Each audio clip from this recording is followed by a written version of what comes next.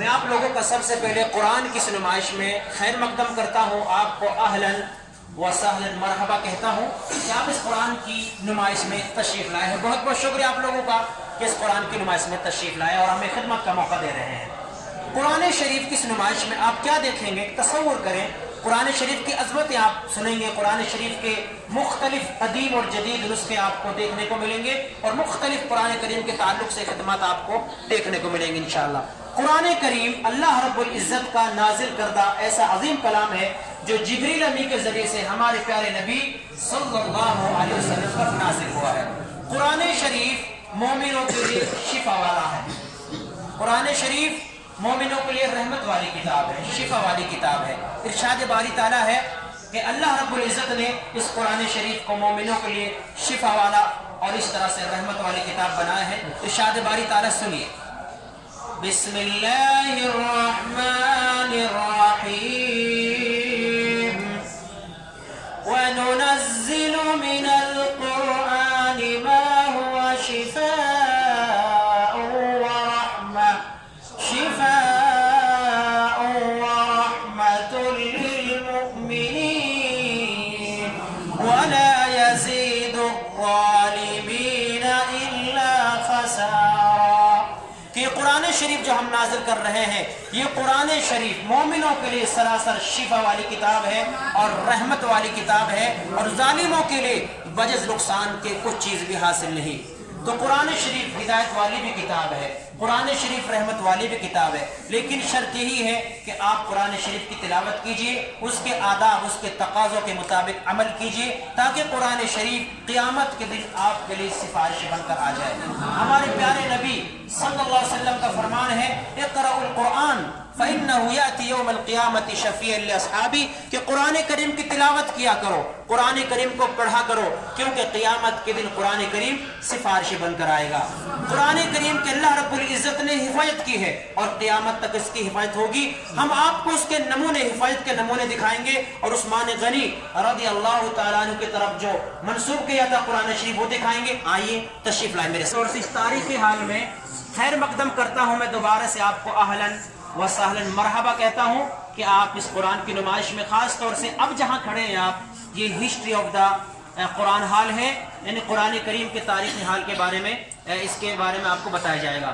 یہ شیشے کے اندر، گلاس کے اندر جو قرآن شریف آپ کو نظر آ رہا ہے، یہ قرآن شریف عثمان بن عفان، عثمان غنی خلیفہ ثالث رضی اللہ تعالی عنہ کی طرف منسوب کیا جاتا ہے کہ انہوں نے قرآن شریف لکھنے کا یا جمع کرنے کا حکم دیا تھا، کیونکہ جب عثمان غنی رضی اللہ تعالیٰ نے دیکھا تھا کہ لوگ اختلاف کرتے ہیں مختلف لہجوں میں، مختلف نقاط یا مختلف قراتوں میں پڑھنے میں، تو ان کو ایک حرف پر جمع کرنے کے لیے عثمان غنی رضی اللہ تعالیٰ نے ایک مصحف لکھا تھا، اور اس کے بعد اس مصحف کی فوٹو کاپی کرا کر مختلف علاقوں میں، کوفہ، بصرہ، شام میں بھجوا دیا تھا۔ اس طرح سے قرآن شریف کی حفاظت کی گئی۔ اس کی اصل جو آپ کو یہ نظر آ رہا ہے، اس کی اصل ترکی کے اندر استنبول میں موجود ہے۔ یہاں یہ فوٹو کاپی ہے، یہاں فوٹو کاپی ہے، جو اس کی اصل ہے وہ چمڑے پر ہے جو ترکی کے اندر ہے، اور یہاں فوٹو کاپی آپ کو نظر آ رہی ہے۔ تو آپ دیکھ سکتے ہیں کتنے سال گزر گئے اور قرآن شریف اپنی صحیح حالت میں برقرار ہے۔ اس پر نہ زبر ہے، نہ زیر ہے، نہ پیش ہے، کیونکہ اس زمانے میں لوگ اسی طرح سے پڑھا کرتے تھے، اسی طرح سے لکھا بھی کرتے تھے۔ قرآن شریف سب سے پہلے جو جمع ہوا ہے وہ ابو بکر صدیق رضی اللہ تعالیٰ عنہ کے زمانے میں، کیونکہ قرآن شریف اللہ کے نبی صلی اللہ علیہ وسلم کے زمانے میں لوگ حفظ کر لیا کرتے تھے، صحابہ کرام حفظ کر لیا کرتے تھے، اور ساتھ ساتھ میں مختلف جگہوں پر لکھ لیا بھی کرتے تھے۔ جو زمانے میں وسائل کتابت تھے، چمڑوں پر قرآن شریف لکھا جاتا تھا، اسی طرح سے پتھروں پر لکھا جاتا تھا، کھجور کے پتوں پر لکھا جاتا تھا۔ تو اس زمانے میں وسائل کتابت تھے، لوگ انہی پر لکھ کر قرآن شریف کو لکھتے تھے۔ ابو بکر صدیق رضی اللہ عنہ کے زمانے خلافت میں ایک جنگ ہوتی ہے، جنگ یمامہ۔ اس جنگ میں بہت سارے حفاظ کرام، قاری شہید ہو جاتے ہیں، تو عمر فاروق رضی اللہ تعالیٰ عنہ نے ابو بکر صدیق رضی اللہ تعالیٰ عنہ کو مشورہ دیا، کہیں ایسا نہ ہو کہ بہت سارے حفاظ کرام شہید ہو گئے ہیں، کہیں ایسا نہ ہو کہ قرآن کریم کا کوئی حصہ ضائع ہو جائے، آپ ایسا کریں قرآن شریف کو مختلف جگہوں سے ایک جگہ جمع کر دیں۔ تو سب سے پہلے یہ جمع کرنے کا کام کس نے کیا؟ ابو بکر صدیق رضی اللہ تعالیٰ عنہ نے۔ اور اس کے بعد دوسری مرتبہ جو قرآن شریف جمع ہوا ہے وہ عثمان غنی رضی اللہ تعالیٰ عنہ کے زمانے میں، کہ لوگوں کو ایک حرف پر جمع کیا، ایک قرأت پر جمع کیا، تاکہ لوگ صحیح طریقے سے ایک قرأت پر پڑھ سکیں اور اختلاف نہ ہو. اور یہ جو مصحف ہے بالاختصار عثمان غنی رضی اللہ تعالیٰ عنہ منسوب کیا جاتا ہے، جن کو انہوں نے جمع کرنے کا حکم دیا تھا اور ایک حرف پر لوگوں کو جمع کرنے کا حکم دیا تھا تاکہ اختلاف ختم ہو سکے. تو قرآن شریف دیکھیے تا قیامت اس کی حفاظت ہوتی رہے گی. اللہ رب العزت نے اس کی حفاظت کی ذمہ داری لی ہے. ارشاد باری تعالیٰ ہے بسم اللہ الرحمن الرحیم انا نحن نزلنا الذکر وانا له لحافظون. اس قرآن شریف کو اللہ رب العزت ہی نے اتارا ہے. اللہ رب العزت بیان فرما رہے ہیں کہ ہم نے اس قرآن شریف کو اتارا ہے اور ہم ہی اس کی حفاظت کریں گے. قرآن کریم سے پہلے بھی بہت ساری کتابیں نازل ہوئی تھی، مشہور کتابیں آپ جانتے ہوں گے. ان مشہور کتابوں میں سے چند کا نام بتائیں گے آپ لوگ؟ جی. تو یہ جو کتابیں آپ نے جو بتائی ہیں، آج کل بھی توریت موجود ہے اور اس طرح سے انجیل موجود، لیکن اپنی اصلی حالت پر یہ کتابیں باقی نہیں ہیں. لوگوں نے ان کو بدل ڈالا، لوگوں نے تحریف کر ڈالی انہوں نے، اور اس طرح سے ان میں چینجنگ ہو چکی. ان پر آپ کو اجمالاً ایمان رکھنا ہے، تفصیلی نہیں رکھنا ہے. ہم آپ کو اگلے حال میں دکھائیں گے ایک پاکستانی عورت کی، خاتون کی خدمت. تشریف سائڈ میں آ جائیں، ایک طرف خواتین، چچا کافی جگہ ادھر سائڈ میں چلے جائیں. ماشاءاللہ آئیے، خواتین ایک طرف آ جائیں، ادھر آپ پیچھے ادھر سائڈ میں. بہت بہت شکریہ آپ لوگوں کا، اب تک خواتین سے الگ ہو سکے. بہت بہت شکریہ آپ لوگوں کا. اور خواتین ایک طرف رہیں. بسم اللہ الرحمن الرحیم. میں دوبارہ سے آپ لوگوں کا قرآن کے اس حال میں خیر مقدم کرتا ہوں. آپ کو دوبارہ سے ویلکم کرتا ہوں. آرام سے سنیے گا. انشاءاللہ میں آپ کو مختصر اور انشاءاللہ کچھ چیزیں اس کے بارے میں بتانا چاہتا ہوں اور کچھ سوال بھی کروں، اس لیے آپ غور سے سنیے گا. قرآن شریف کا یہ جو نسخہ، یہ قرآن شریف آپ کو جو گلاس کے اندر نظر آ رہا ہے، یہ قرآن شریف 10 جلدوں پر مشتمل ہے. ہر جلد میں 3 پارے ہیں. تو اس طرح سے کتنے پارے ہو گئے؟ 30. قرآن کریم میں کتنی سورتیں؟ 114. تو یہ جو قرآن شریف ہے 10 جلدوں پر مشتمل ہے. ہر جلد میں 3 پارے ہیں اور ہر پارے میں 24 پیج ہے اور آخری جو پارہ ہے اس میں 28 پیج ہے. اس کو لکھا کیسے گیا ہے؟ اس کو لکھا گیا ہے کپڑے پر سوئی دھاگے سے کڑھائی کر کے. کاغذ پر نہیں ہے. کس پر ہے؟ کپڑے پر. تقریباً 300 میٹر کپڑا اس میں استعمال ہوا ہے اور 25,000 میٹر دھاگا اس میں استعمال ہوا ہے. اور اس کو لکھا ہے ایک پاکستانی خاتون نے جن کا نام نسیم اختر ہے، جن کا تعلق صوبہ پنجاب ضلع گجرات سے. کچھ دن پہلے یہاں ماشاءاللہ وہ آئی ہوئی تھی مدینہ منورہ. گزشتہ سال انہوں نے یہ قرآن شریف 32 سال کی طویل مدت میں مکمل کر قرآن شریف کو اس نمائش میں پیش کیا ہے اور اللہ کی رضا کے لیے وقف کیا ہے. تو اس کی اصل یہاں ہے. کتنے سال میں اس خاتون نے لکھا ہے؟ 32 سال. 32 ایئرس میں اس خاتون نے قرآن شریف کو مکمل کیا ہے. اور 32 سال ہی کوئی معمولی عمر نہیں ہو کرتی. آدھی زندگی اس خاتون نے قرآن شریف کی خدمت میں گزاری. ہمارے لیے اس میں درس کیا ہے، سبق کیا ہے؟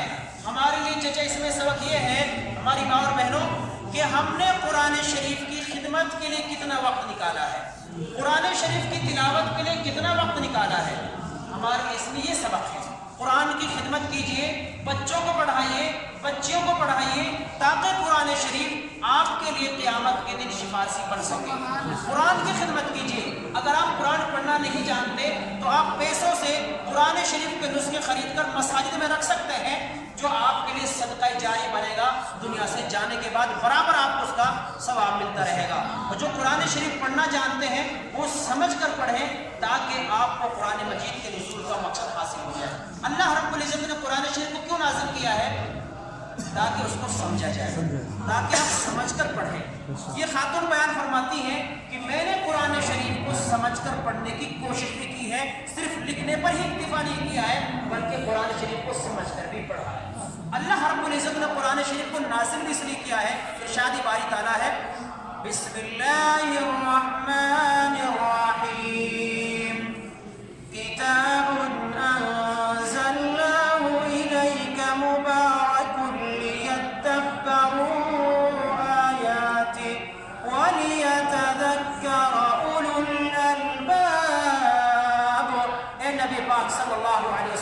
اس قرآن شریف کی جو بابرکت قرآن کریم ہے ہم نے اس لیے نازل کیا ہے تاکہ لوگ اس کی آیتوں میں غور و فکر کریں، اس کو سمجھ کر پڑھیں۔ لوگوں کی زندگیاں بدل گئی تھی جب قرآن شریف پر لوگوں نے عمل کرنا شروع کیا تھا۔ آئیے ہم دکھاتے ہیں اگلے حال میں کس طرح سے زندگیاں بدل گئی تھی لوگوں کی۔ آپ دیکھ سکتے ہیں جی نہیں، یہاں مختصر کھڑا کرنا ہے، زیادہ نہیں کھڑا کرنا ہے۔ اصل جو ہے وہ یہ تو آپ دیکھ سکتے ہیں کیونکہ اس میں زیادہ آپ دیکھ لیجئے کس طرح سے خدمت کی گئی قرآن شریف کی مختلف زمانے میں، آپ یہ دیکھ سکتے ہیں جی۔ آپ ایسا کریں اب مرد ہوتا آ جائیں، پھر خواتین دیکھ کر جلدی سے میرے ساتھ آ جائیے گا۔ آئیے ادھر سائڈ میں آئیے، دوسرے لوگ خواتین بلک بہت دے کے آئے گا۔ بسم اللہ الرحمن الرحیم، شروع کرتا ہوں اللہ تعالیٰ کے نام سے جو بڑا مہربان نہایت رحم والا ہے۔ قرآن شریف کے نازل ہونے سے قبل، قرآن شریف کے نازل ہونے سے پہلے لوگوں کی کیا حالتیں تھیں، لوگ کس طرح کی زندگیاں گزار رہے تھے؟ غیر اللہ کی عبادت کیا کرتے تھے، اللہ کی عبادت میں دوسروں کو شریک کیا کرتے تھے، لوگوں پر ظلم و زیادتی ہوتی تھی۔ خود خانہ کعبہ میں انہوں نے 360 بت رکھے ہوئے تھے جو انبیاء کرام کی تصاویر پر مشتمل تھے۔ ولیوں اور بزرگ اور انبیاء کرام کے بارے میں لوگوں کو یہ اعتقاد بن چکا تھا کہ یہ ہمیں اللہ سے قریب کر دیں گے، جیسا کہ اللہ رب العزت نے ان کا ایک اور بیان فرمایا ہے۔ وہ کہتے تھے ما نعبدهم الا ليقربونا الى الله زلفى، وہ کہتے تھے کہ ہم ان کی عبادت اس لیے کرتے ہیں تاکہ ہمیں اللہ سے قریب کر دیں۔ چنانچہ خانہ کعبہ میں 360 بت رکھے ہوئے تھے جن کی وہ عبادت کیا کرتے تھے، ان سے وہ مانگا کرتے تھے، ان کو واسطے اور وسیلے لگاتے تھے، اور آپس میں انسان ایک دوسرے کے جان کی پیاسے تھے، جادوگری کرتے تھے اور کاہنوں کے پاس جاتے تھے، ظلم و زیادتی کرتے تھے، ایک دوسرے کو قتل کر ڈالتے تھے معمولی باتوں پر، اور اسی طرح سے گھروں میں گھس کر حملہ کرنا اور چوری ڈکیتی ان کے عام رویے میں چیز داخل ہو چکی تھی۔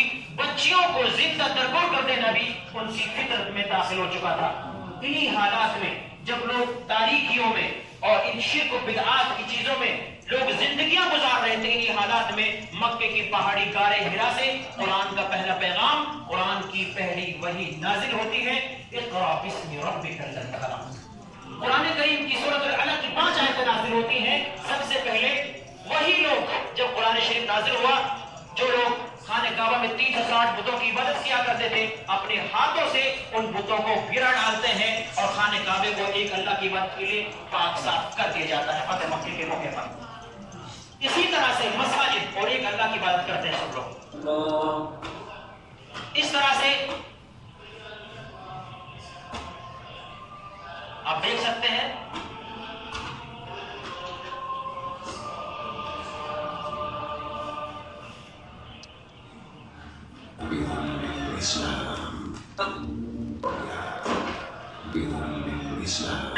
وقل جاء الحق وزهق الباطل إن الباطل كان زهوقا، حق آیا اور باطل مٹ گیا اور باطل کو مٹ نہیں ہے۔ مساجد اسلام کی ثقافت اور حضارت میں داخل ہے، یہاں سے بھی قرآن کا پیغام پوری دنیا میں پھیلتا ہے۔ چنانچہ اللہ کے نبی صلی اللہ علیہ وسلم نے سب سے پہلے آ کر مسجد نبی کی تعمیر فرمائی مدینہ منورہ میں، اور قرآن کے پیغام کو، اسلام کے پیغام کو پوری دنیا میں عام کیا۔ قرآن کے پیغام کو عام کرنے کے لیے جنگیں بھی لڑی گئی، چاہے وہ غزوہ بدر ہو، چاہے وہ غزوہ احد ہو، مختلف جنگیں لڑی گئی تاکہ قرآن کا پیغام پوری دنیا میں عام ہو سکے، لوگ تاریکیوں سے، ظلمتوں سے نکل کر روشنی کی طرف آ جائیں۔ أرسلناه إليك لتخرج الناس من الظلمات إلى النور بإذن ربهم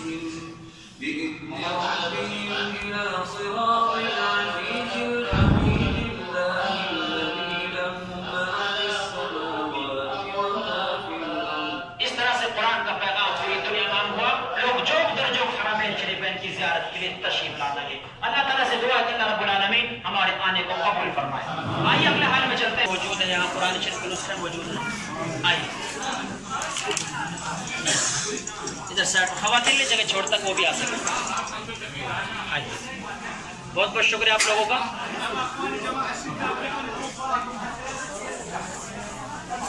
جی خواتین آ گئی ادھر سے۔